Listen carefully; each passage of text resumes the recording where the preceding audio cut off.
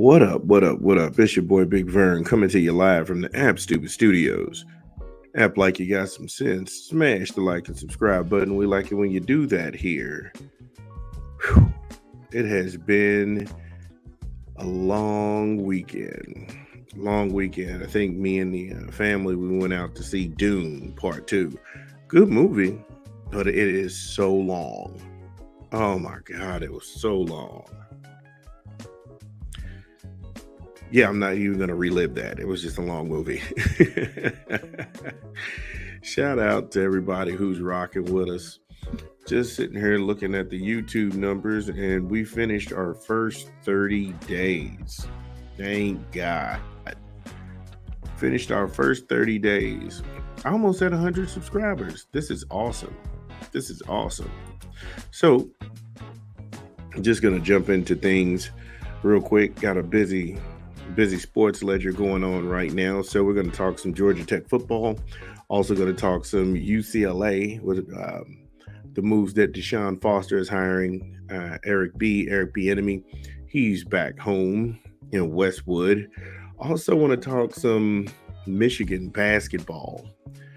Michigan they were beaten handedly over the weekend by Ohio State. And just want to, it's not even, I don't know what happened to Michigan. And then you have Shane Beamer in a good old-fashioned double cross.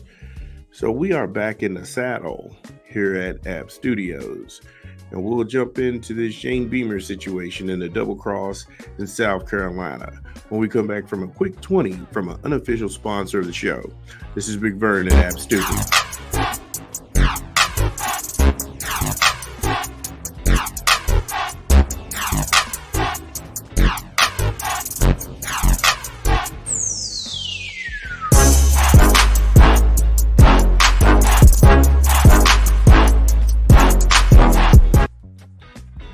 Yes, Subway. Eat fresh, refresh. Try any of the signature subs of the Subway series. Order online. Visit the good folks down at your local Subway or download the app. Subway, eat fresh, refresh. You can also try a sidekick, whether that be a foot-long cookie, a foot-long churro, or a foot-long pretzel.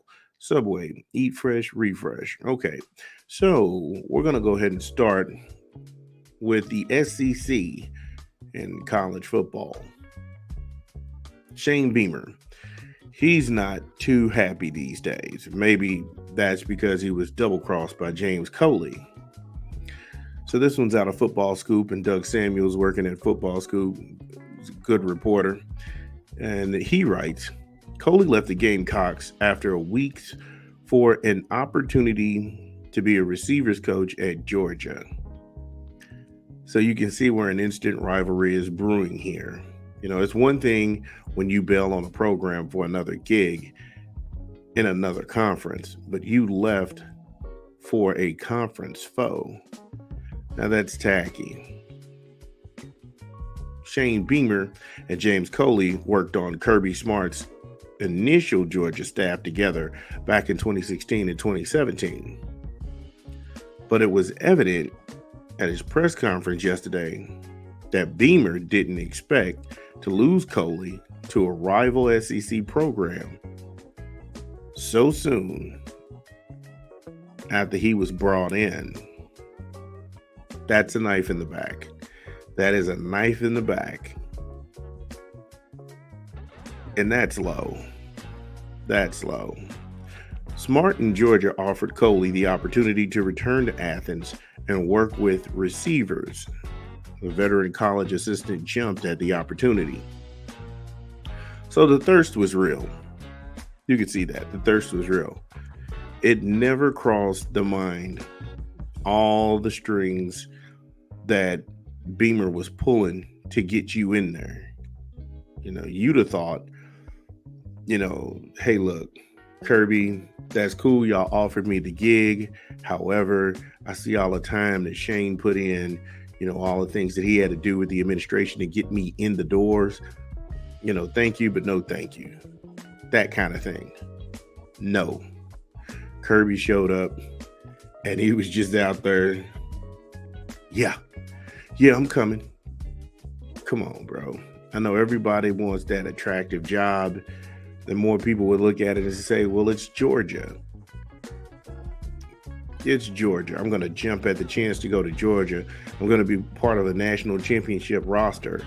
That's cool. But the principles, if I know a guy who was with the hookup and he was trying to get me in the door, I'm not going to bail on that guy the same week I get hired. Mm-mm-mm. Now, Beamer didn't take this laying down because Beamer was at his press conference, and you can tell by the tone in his comments he was having none of that. And that's totally justified. That's justified. Beamer seemed to be taking parting shots at Coley. Beamer goes, I don't think we'd be here again introducing a wide receivers coach, but it is what it is. The previous receivers coach made a decision that he felt was best for him and his family. We collected 450,000 and then some for him leaving. And then it allowed us to go out and hire an even better wide receivers coach in my mind. And that's not a knock on anybody, but that's how I feel about the guy right now. That is a knock on Coley. You screwed me over. We're going to get 450K out of the deal, and I got somebody better than you. Wow. Bad blood, man. Bad blood. Ether. Just ether. The way he slow walked it too. Man, good old fashioned double crosses. It's good. I tell you what, it's bad on a personal level because on a personal level, you feel like, look, this was my friend at one point. How could you do this to your friend? And I get it. I hear that. So I'm not going to say, well, he had it coming, the cliche kind of whatever's whatever. Not going there at all. What I will say is that it's going to make good on the field because you got a little bit more oomph to go. These guys know each other because, like I said, they all worked for Kirby Smart back in his initial season at Georgia, 2016, 2017. So not to say they know the secret sauce because he didn't win the national championship, but they pretty much know how he thinks. And rather than build something up like Beamer was trying to build something in South Carolina, Coley just chose to go back home.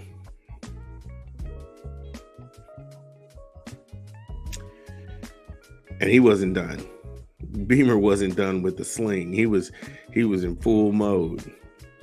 Now that we had an actual search for a wide receivers coach, it was a great opportunity to bring someone else in to make us better. Yeah, he was shooting his shot. And when we come back from a quick 20, we'll talk about what else was going on at the same time. This is Big Vern at that.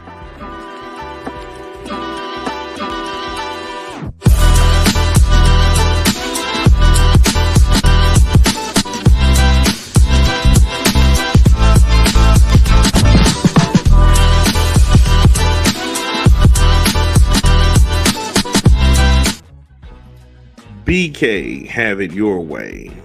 BK, have it your way. Download the app or visit your good folks down at your local Burger King. Order online. Burger King. BK, have it your way. Try any of the new signature Whopper series. Try the Burger King fish sandwiches. Try the chicken sandwiches. BK, have it your way. You rule. All right. So when we left off, we were talking about South Carolina and looking at how they rank up. Now, they have a top 20 recruiting class, but is that enough in the new SEC? Because this year they have Texas and they have Oklahoma. So last year, the Gamecocks, they finished 3-5 in the conference, 5-7 overall, 5-2 at home, and 0-4 on the road.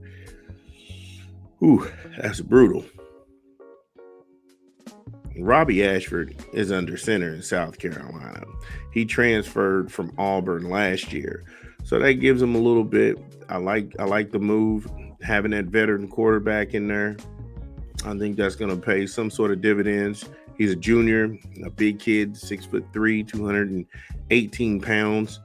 You know, he didn't have a highly productive season, 7 touchdowns and 7 interceptions. His QBR is at 51.7. That's going to need to be a lot higher. That's going to have to drastically improve. And I know the OC and the quarterbacks coach, they're going to have to come together and work around this guy's abilities, not his deficiencies. You know, everybody says they got these things for these lofty quarterbacks to pull off, but him, I think he's gonna need a lot of help. You know, again, like I said, I don't think that this is enough in the new SEC. And just take a look at the schedule. August the 31st, they have Old Dominion. They're going to beat Old Dominion. Old Dominion is not going to beat South Carolina. And the Gamecocks, they need to win that game. They need to win that game badly. Because what you can find out is that if they don't win that Old Dominion game, then they play Kentucky and then LSU. So those are 2 potential losses. So you could be 1-2 at best heading into a bye week. Because after September the 14th, that's the bye week for them. You definitely don't want to be 0-3. And then you play Akron, which I don't think Akron has enough horses to beat you. So you're going to win that game. But then you get into the thick of the SEC. You play Ole Miss on October the 5th, October the 12th, Alabama, October the 19th, Oklahoma, November the 2nd, Texas A&M, November the 9th, Vanderbilt. You will beat Vanderbilt. Everybody beats Vandy. Commodores football is not what it used to be. Then you play Missouri, and then you have